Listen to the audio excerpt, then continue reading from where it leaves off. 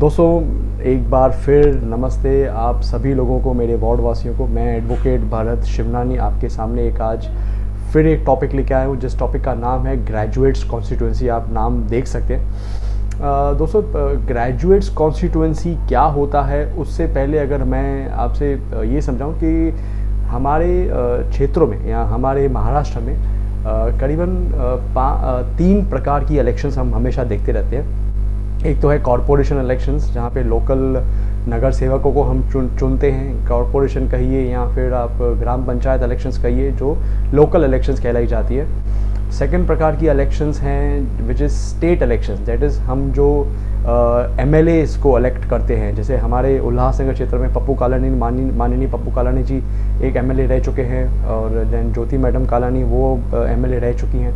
तो उस केस में वो स्टेट इलेक्शंस में हैं, हमको याद है हम स्टेट इलेक्शंस में पार्टिसिपेट करते हैं। तीसरे प्रकार की इलेक्शंस है सेंटर की इलेक्शंस, सेंट्रल गवर्नमेंट के इलेक्शंस, जिसमें हम मेंबर ऑफ पार्लियामेंट चुनते हैं। जैसे हमारे डिस्ट्रिक्ट के मेंबर ऑफ पार्लियामेंट हैं माननीय श्रीकांत शिंदे जी, डॉक्टर श्रीकांत शिंदे जी, जो भी मेंबर ऑफ पार्लियामेंट है। देन आपस में वो एक प्राइम मिनिस्टर चुनते हैं, जो हेड ऑफ द गवर्नमेंट होता है मोर और लेस, और आज की तारीख पे माननीय नरेंद्र मोदी साहब हैं।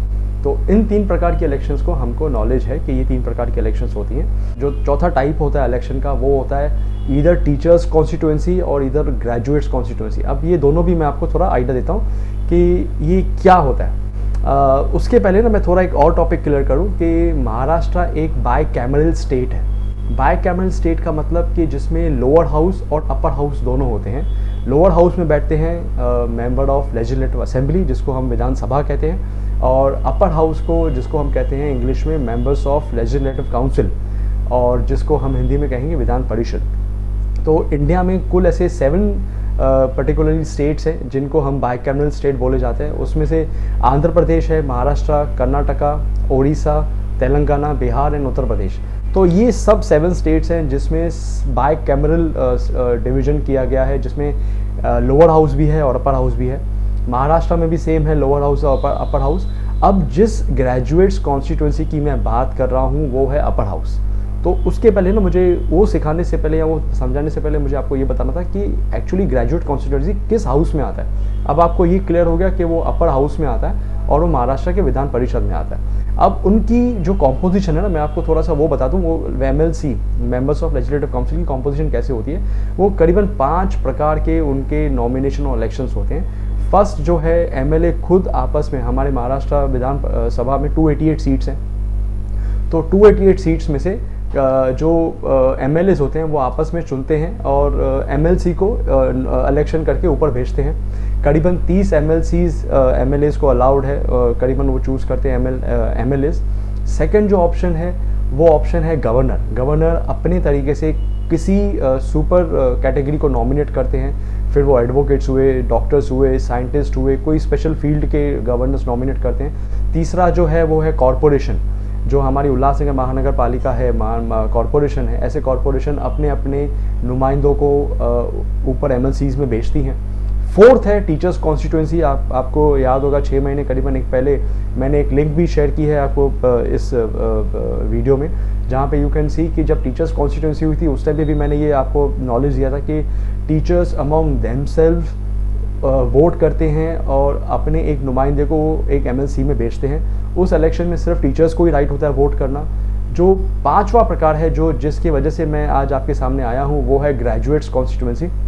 तो आपको मैं थोड़ा सा एक आइडिया लग गया होगा अब तक कि ग्रेजुएट्स कॉन्स्टिट्यूएंसी बेसिकली MLC होता है। उसको आम भाषा में MLA भी बोलते हैं, बट वो ग्रेजुएट कॉन्स्टिट्यूएंसी है साहब कि जहाँ पे graduates has a right to vote, no one else. जैसे टीचर्स कॉन्स्टिट्यूएंसीज में सिर्फ टीचर्स को राइट होता है और किसी को वोट राइट नहीं होता है। ग्रेजुएट्स में सिर्फ ग्रेजुएट्स को ही हक होता है वोट करना, बाकी किसी को हक नहीं होता है वोट करना।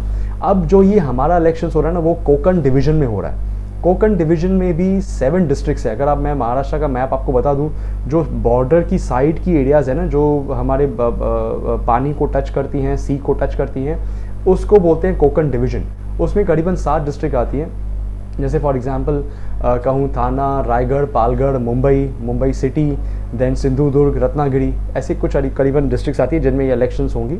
और इनमें से जो भी ग्रेजुएट्स हैं वो अपने एक कैंडिडेट को या जो भी कॉन्टेस्ट करेंगे उनको वोट करेंगे और उनको ऊपर एमएलसी में भेजेंगे। अब ज़्यादा सवाल आता है कि इसमें पार्टिसिपेट क्यों करना चाहिए, क्योंकि मैं मेरे क्षेत्र में वार्ड नंबर 18 पैनल नंबर 2 वहाँ पे मैं घर घर गए जा रहा हूँ, सबको समझा रहा हूँ कि आप प्लीज़ पार्टिसिपेट करें। तो लोगों का एक रीज़नेबल सवाल है कि क्यों करना चाहिए। तो मेरा उनको जवाब ये है कि देखो, पहले तो ये एक स्पेशल प्रिविलेज है जो शायद नॉन ग्रेजुएट्स को नहीं है। तो वो स्पेशल प्रिविलेज आपस में होना वो भी एक आपस में बड़ी बात है कि only graduate is a right to vote. और वोट एक ड्यूटी भी है जो हमको आज समझना है कि अगर हम कॉरपोरेशन इलेक्शंस या स्टेट इलेक्शंस या सेंटर के इलेक्शंस में पार्टिसिपेट करते हैं तो उसमें भी क्यों नहीं करें, वो करना चाहिए।